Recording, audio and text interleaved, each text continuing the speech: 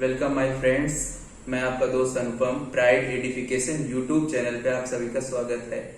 हमारे वीडियो अच्छे लग रहे होंगे। हम लोग हर वीडियो के सेशन पे काम कर रहे हैं, चाहे वो भारतीय संविधान का हो, चाहे वो भारतीय अर्थव्यवस्था की हो, और जो भी कमिंग वैकेंसी आ रही है उन पे काम कर रहे हैं। हमारी पूरी टीम इस पे काम कर रही है। हमारे वीडियो अच्छे लगे तो लाइक कीजिए, सब्सक्राइब कीजिए। हम लोग नए फीचर के साथ आपको नई नई टेक्नोलॉजी से अच्छे अच्छे वीडियो बनाते रहेंगे। तो thank you watching my video. Start करते क्लास को। My friends, pride edification YouTube channel पे भारतीय दंड संहिता 1860 के भाग 4 में हम लोग आज धारा 91 से उसके आगे डिस्कस करेंगे। चैनल अच्छा लगे तो लाइक कीजिए, सब्सक्राइब कीजिए और ज़्यादा से ज़्यादा शेयर कीजिए, जिससे हम लोग ज़्यादा से ज़्यादा वीडियो बना सके। तो शुरू करते हैं। सबसे पहले देखिए धारा 91 क्या कहती है। धारा 91 में कहा गया, असाधारण कार्य जो अपने आप में बिना किसी क्षति के अपराध हैं। ऐसे असाधारण कार्य जो अपने आप में बिना किसी क्षति के अपराध हैं। अब कैसे हो सकता है इसके बारे में बताया गया। देखिए यहाँ पे ये बताया गया बिना, ठीक है, कार्य अपवर्ज के अपहित करना। तो इसमें देखो अपवाद में बताया गया है कि अपवाद में कौन कौन सी धारा है। धारा 87, धारा 88 और धारा 89, 89, 87, 88 और 89 के अपवादों को विस्तार उन कार्यों पर नहीं है जो उसे अपहानि के बिना स्वयं कारित करती है, जो व्यक्ति द्वारा ठीक सहमति देता है और जो कि सहमति दी जाती है कि अपराधों को कारित किए जाने के लिए है। अब देखो इसमें एक आपका इलस्ट्रेशन दृष्टांत है, बताया गया है। बहुत अच्छा एग्जाम्पल है कि गर्भपात कारित कराना। देखिए जब तक वह स्त्री का जीवन बचाने का प्रयोजन सद्भावनापूर्वक कारित न किया गया हो, अगर स्त्री की जान खतरे में है तो हम क्या कर सकते हैं, गर्भपात कारित करा सकते हैं। और यहाँ पे धारा 91 का उसको लाभ मिल सकता है, क्योंकि एक जीवन बचाने के लिए दूसरा जीवन हम दांव पे नहीं लगा सकते हैं। धारा 92 क्या कहता है, बिना सहमति के किसी भी व्यक्ति के लाभ के लिए सद्भावपूर्वक किया गया कार्य। देखिए सहमति के बिना किसी व्यक्ति के फायदे के सद्भावपूर्वक किया गया कार्य, कोई बात जो व्यक्ति के फायदे के लिए हो और ये सहमति के लिए कहा गया है। तो यहाँ पे कई ऐसे चीज़ें बताई जाती हैं कि दूसरे सद्भावनापूर्वक कार्य कर रहे हैं जिससे क्या हो, सहमति ले जाए, और उससे क्या, ये देखो उनकी परिस्थितियों पर डिपेंड करता है कैसे क्या हो सकता है। आप देखिए इसमें कई बार उसमें बताया गया है कि दो इलस्ट्रेशन बहुत अच्छे हैं, इसके बहुत अच्छे बताए गए। सबसे अच्छा एग्जांपल मैं आपको बता देता हूँ कि का को एक बाघ उठा ले जाता है और ये जानते हो संभाव्य कि का को बाघ उठा के ले जा रहा है, अगर हम गोली चलाएंगे तो का की मृत्यु हो सकती है, लेकिन हम सद्भावपूर्ण अगर नहीं उठाएंगे तो बाघ मार डालेगा, तो हम गोली चला सकते हैं और उसमें मृत्यु कारित करने से घाव होगा तो कोई अपराध नहीं है। 92 इसका इलस्ट्रेशन है। 93 देखिए 93 में क्या कहता है, सद्भावपूर्वक दिया गया संचार। अब देखिए सद्भावपूर्वक दिया गया संचार या संसूचना में क्या बात बताई गई है इसके बारे में बताई गई, ठीक है। देखिए यहाँ पे अगर कोई अपहानि या किसी प्रकार के व्यक्ति है जिससे कोई उसके फायदे के लिए कार्य किया जाता है, तो जैसे क्या है, एक शल्य चिकित्सक, ठीक, शल्य चिकित्सक जो आपका डॉक्टर है वो ऑपरेशन करता है और एक रोगी को सद्भावपूर्वक संसूचित कर देता है कि अगर उसका जीवन नहीं रह सकता है या जीवन को घाव ऐसा है कि उसका ऑपरेशन कर दिया जाए तब वो बच सकता है और मृत्यु भी हो सकती है, और अगर ना किया जाए तब भी उसकी मृत्यु हो सकती है, तो सद्भावपूर्वक किया गया संचार। तो यहाँ पे ये बात बताई गई और इसमें इसका लाभ मिलता है। धारा 94 की बात करते हैं। देखिए बहुत इंपॉर्टेंट है, ध्यान रखिएगा, ये सब पूछी जाती हैं, 93 क्या 94 क्या है।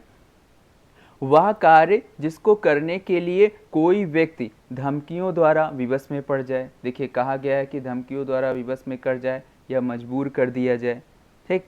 अब क्या है कि अगर विवश कर दिया जाए, मजबूर कर दिया जाए और उसको मृत्यु के भय में डाल दिया जाए कि उसकी मृत्यु हो जाएगी, तो मजबूरी बन वो कार्य अगर कोई करता है तो वहाँ पे क्या होता है, उसको लाभ मिल सकता है।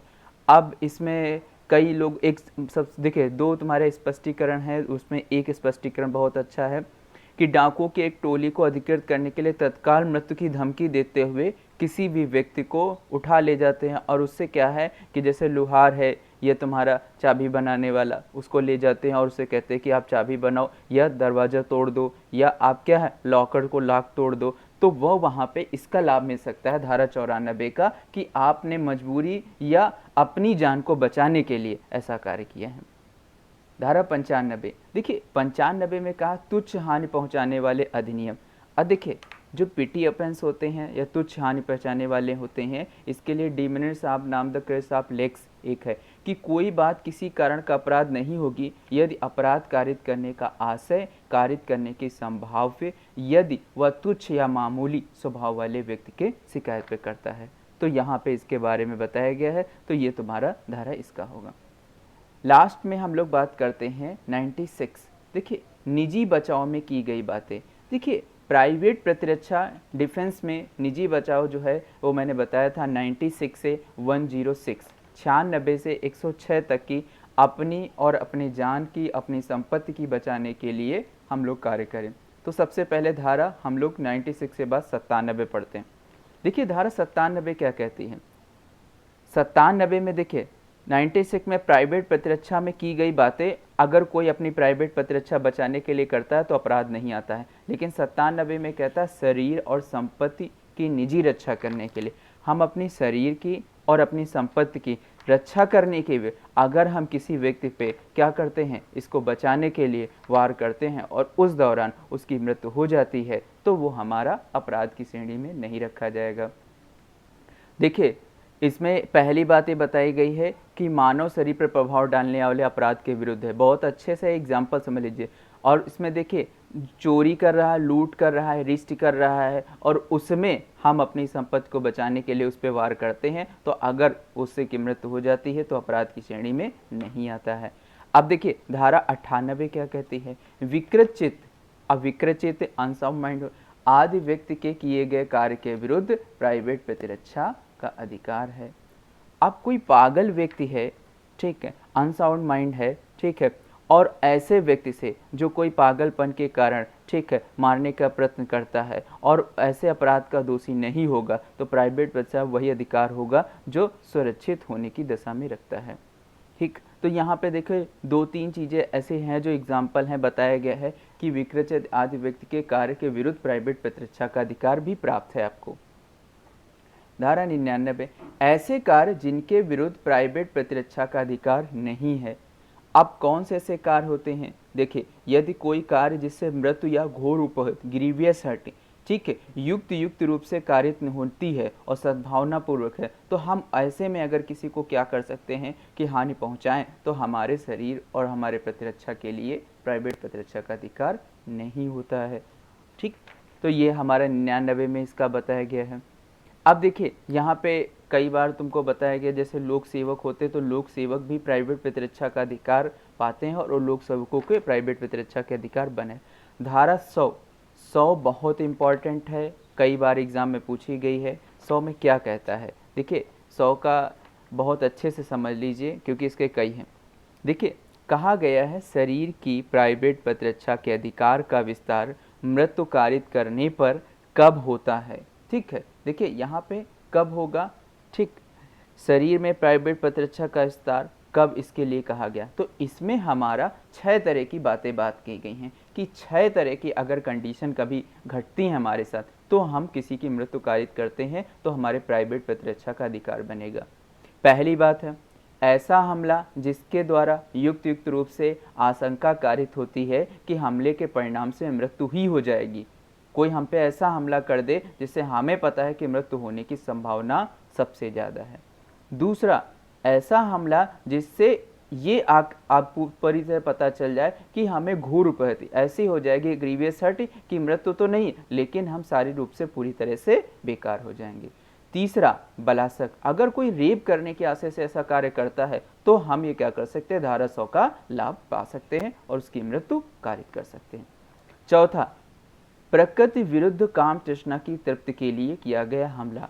अब क्या होता है जैसे अगर प्रकृति विरुद्ध ठीक है तो अननेचुरल सेक्सुअल ऑफेंस अगर कोई करता है और हमारे साथ कर रहा है तो हम उस पर क्या कर सकते हैं धारा 100 का लाभ पा सकते हैं। पांचवी बात है व्यपहरण या अपहरण। अगर कोई किडनैपिंग कर रहा है, ठीक है, और उसके करने के आशय से कार्य कर रहा है तो हम हमला करते हैं, तो हम क्या करेंगे, अपने बचाव के लिए उसकी मृत्यु कारित करते हैं, तो हमें धारा 100 का लाभ मिलेगा। छठी बात, इस आशय से किया गया हमला कि ऐसी परिस्थितियों में सदोष परिरोध आपको युक्त आशय से अपने से छुड़वाने के लिए लोक प्राधिकारी की सहायता न कर सकें। तो ऐसा हमला भी हम कर सकते हैं कि पुलिस अधिकारी को बताना है और वो करने के लिए। और इसी में देखिए एक नया क्लास जोड़ा गया था 6 में 7वां, ठीक, जो एसिड अटैक है। अम्ल फेंकने के कृत्य में, अम्ल फेंकने में अगर कोई हमारे पे ऐसा कार्य करता है तो हम उसकी क्या कर सकते हैं, मृत्यु कारित कर सकते हैं और हमें धारा 100 का लाभ मिलेगा। तो कहने का मतलब इन कंडीशनों पे अगर आप किसी पे वार करते हो तो धारा 100 का पूरा लाभ मिलेगा। बच्चों ध्यान से देखिएगा, ये बहुत इंपॉर्टेंट चीज़ है, एग्जाम में बहुत अच्छे से क्वेश्चन पूछे जाएंगे, ध्यान से समझिए। धारा 101, मृत्यु के अलावा किसी प्रकार की चोट कारित करने का अधिकार विस्तारित होता है। अब देखिए 101 में क्या कहता है, मृत्यु के अलावा अगर हम बात करें कि मृत्यु को छोड़ दें और इसके अलावा अगर कोई कार्य कारित करता है तो हमें मृत्यु है, तो वो धारा क्या होगी, जो हमारे इसके लिए। अब देखो इसमें क्या होता है कि हमलावर को बताया गया कि कई तरह की कंडीशंस हैं, तो वो हमारी 101 में बताती हैं। 102 में देखिए, शरीर की प्राइवेट प्रतिरक्षा के अधिकार का प्रारंभ जारी रहना। देखिए शरीर की जो प्राइवेट प्रतिरक्षा है उसके अधिकार का जारी रहने के लिए बात कहेगी। देखिए इसमें ये कहा गया है, जब अपराध करने के प्रति धमकी या शरीर को संकट में या युक्त आशंका पैदा कर दे तो ऐसे अपराध के बारे में ये बात कही गई है। धारा 103, जब संपत्ति की प्राइवेट प्रतिरक्षा के अधिकार का विस्तार मृत्यु कारित करना हो। कहने का मतलब है जब संपत्ति की प्राइवेट प्रतिरक्षा के अधिकार में मृत्यु कारित करना ही है तो यहाँ पे धारा 103 लगेगी। अब इसमें कौन कौन, पहला कोई लूट करता है तो हम उस पर अपनी प्राइवेट प्रतिरक्षा को, रात गृह भेदन घर के अंदर करता है आके, तीसरा अग्नि द्वारा रिष्ट हमारी संपत्ति को, हमारे जलयान तंबू या किसी को नुकसान पहुंचाता है। चौथा क्या होता है कि चोरी, रिष्ट, अत्याचार, ऐसी परिस्थितियों में तो हम क्या कर सकते हैं, देखो यहाँ धारा 100 का भी लाभ मिलेगा और 103 में हम अपनी संपत्ति को बचाने के लिए ऐसा कार्य कर रहे हैं। अब बात करता है धारा 104, मृत्यु के अलावा अन्य चोट कारित करने का अधिकार कब विस्तारित कब होगा। ठीक, देखिए 104 में कहता है किन परिस्थितियों में मृत्यु के अलावा कंडीशंस है। तो देखिए यहाँ पे ऐसी बात कही गई जो मृत्यु के अलावा हो, और कहने का अर्थ है कि वो हमें चोट कारित कर रहा है। धारा 105, संपत्ति की निजी रक्षा का अधिकार प्रारंभ का जारी रहना। हम संपत्ति को निजी रक्षा के लिए, अब यहाँ पे क्या होता है, प्राइवेट प्रतिरक्षा के लिए अगर कोई हमारे घर की या हमारे संपत्ति को करने के लिए तो हम उसकी मृत्यु कारित करेंगे, तो हमें धारा 105 के लिए निजी संपत्ति का अधिकार। धारा 104 देखो यहाँ से क्या होता है, प्राइवेट प्रतिरक्षा खत्म हो जाता है। 106 जो है घातक हमले के विरुद्ध, ठीक है, प्रतिरक्षा का अधिकार जब निर्दोष व्यक्ति द्वारा अपहृत होने में जोखिम हो। कोई व्यक्ति निर्दोष है और उस पर क्या कर रहा है हमला, तो घातक हमले के लिए प्राइवेट प्रतिरक्षा है।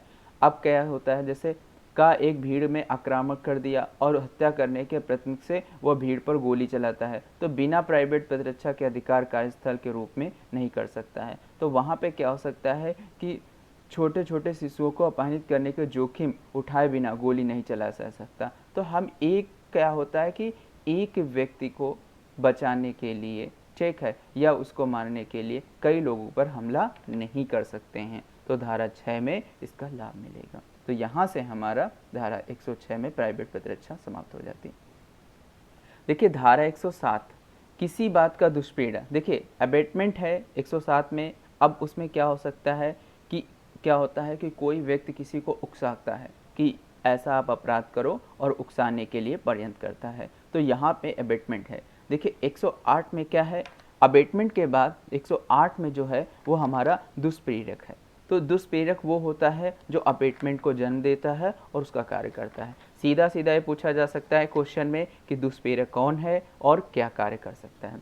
धारा 108A में भारत के बाहर अपराधों के लिए दुष्प्रेरक। अगर कोई व्यक्ति भारत के बाहर अपराध ऐसे करता है तो उसको दुष्प्रेरक के लिए 108 में बताएं।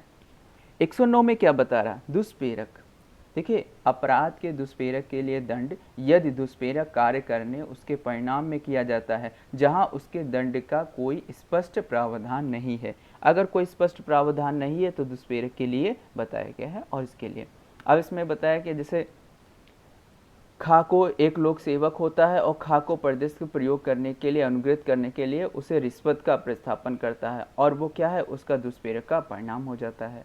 110 में देखिए, दुष्प्रेरक के लिए दंड या दुष्प्रेरक के आशय से कार्य क्या होता है, भिन्न होता है। तो 110 में इसका आपको 112 दुष्प्रेरक के दायित्व जब कार्य को दुष्प्रेरक के द्वारा किया जाता है। देखिए, और दूसरा उसके कार्य के द्वारा किया जाता है। धारा 112 जब दुष्प्रेरक कार्य करने के दुष्प्रेरक के लिए किया गया निर्धारित दंडनीय है। देखिए, इतने इंपॉर्टेंट नहीं, जो इंपॉर्टेंट है उनको मैं बहुत अच्छे से समझा देता हूँ। दुष्प्रेरक द्वारा आश्रित करने के भिन्न दुष्प्रेरक। धारा 114 अपराध के किए जाने के दुष्प्रेरक की उपस्थिति। धारा 115 मृत्युदंड या आजीवन कारावास से दंडनीय अपराध का दुष्प्रेरक अपराध के परिणाम के द्वारा नहीं किया। धारा 116 कारावास में दंडनीय अपराध का दुष्प्रेरक यदि अपराध नहीं है तो किया गया है। धारा 117 आम जनता द्वारा 10 से 10 अधिक व्यक्तियों को अपराध करने का दुष्प्रेरक बताता है। धारा 118 मृत्यु आजीवन कारावास से दंडनीय अपराध के कारण छुपाया गया, तो धारा 118। धारा 119 लोक सेवक किसी भी अपराध को करने के साजिश को छुपाता है, उसे रोकने के कर्तव्यों को बताता है। सीधा टू द पॉइंट है, वैसे ही हमें तैयार करना। धारा 120 कारावास से दंडनीय अपराध के आशय से और आशय को छुपाना, तो 120 में बताया गया। तो इस तरह से हमारी आज क्या हो गई कि यहाँ से हमारा 120 तक आईपीसी का पोर्शन समाप्त हो गया। आई होप समझ में आ रहा होगा आपको। Thank you for watching my channel. Like कीजिए, सब्सक्राइब कीजिए। अगले पार्ट में